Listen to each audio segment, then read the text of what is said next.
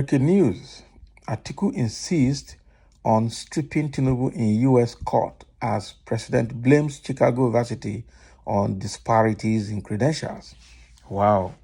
So this line that Atiku is following now to strip Tinubu of all his secrets is getting interesting. Okay, we understand how the court case is going in the U.S. and how Tinubu is now saying that the Chicago State University clerk is responsible for all the discrepancies in his certificate. Aisha Yusufu and a lot of Nigerians have reacted to that statement and to the presentation made by his lawyers in the Chicago court in the U.S. Atiku has come out to say he will definitely strip Tinubu in the U.S. court. He insists he must strip Tinubu in the U.S. court. That is what he wants, and the truth must be revealed. Okay, this is a very serious one. The game is getting more interesting, getting tougher.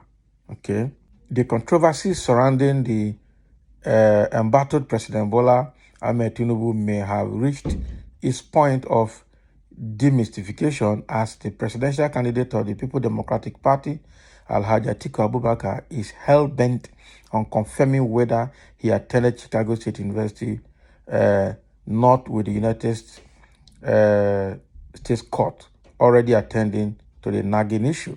So that is what is happening. Atiku is bent on making sure he confirms whether Tinubu actually attended that university and whether or not, because the record there is showing that it's a female and not a male, and the information in the record there is different from one that Tinubu has with him, meaning that there is potential case of forgery or perjury here with Tinubu. Recall that Mr. Abubakar earlier this month requested court approval to subpoena Mr. Tinubu's files domicile with Chicago State University because he believed the documents would clarify glaring inconsistencies in Mr. Tinubu's background, including publicly available documents that suggested the CSU in the 1970s admitted a female student bearing Bola Tinubu, who was born in March 29, 1954. The court had also granted Atiku leave, thereby ordering Tinubu to explain why his certificates and other university credentials should not be made open, with speculated date of August 23, 20, or stipulated date, of August 23, 2023. Now, the Nigerian president said he was born on March 29, 1952, although he had also at different times listed 1954 as his birth year in the past. He also recently expunged his primary and secondary education from his records after it was discovered that the schools he listed under oath in his 1999 run for Lagos governor did not exist anywhere in Nigeria. That is how bad it is. He expunged those primary and secondary school records from his database because those schools were found never to have existed in Nigeria. Wow. Alhaji Abubakar believed the requested records would show which early and high papers Mr. Tinubu submitted to CSU before he was admitted to study accounting there.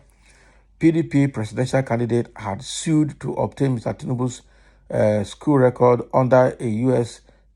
statute that allows documents available in the U.S. to be subpoenaed for use as evidence in a foreign court. Okay, so Mr. Abubakar argued that Mr. Tinubu had presented contradictory claims in Nigeria and the CSU. Okay, in responding to a previous subpoena, he issued documents that contradicted what Mr. Tinubu had entered into oath in Nigeria. So the incumbent Nigerian president, Bola Ahmed Tinubu, said he was born on March 29, 1952, although he had also at different times listed 1954 as his birth year in the past. He also recently sponged his primary and secondary education from his record after it was discovered that the schools he listed under oath in his 1999 run for Lagos governor did not exist anywhere in Nigeria. Mr. Abubakar believed the requested records would show which early and high school papers Mr. Tinubu submitted to CSU before he was admitted to study accounting there. This will not be small thing, no. Not be small thing. This is a very serious one. There are people are reacting to this as Atiku is hell-bent on making sure he exposes Tinubu all round. Tribe and hatred has blindfolded some people. You made an oath of school that didn't exist. Why will you make an oath of the school you didn't attend? Some were saying Mr. President lost his certificate due to military invasion, that he was just issued another certificate before election. Are they saying he didn't check his certificate and discover discrepancies in his date of birth before military came to his house? Who is deceiving who here? It's Agbadorians that are deceiving themselves. That is the truth. Atiku and Obi should have a lot of hypertension drugs by their bedside. Tinubu is the president for the next 8 years, not only as if Nigeria is your father's farmland. It won't work that way.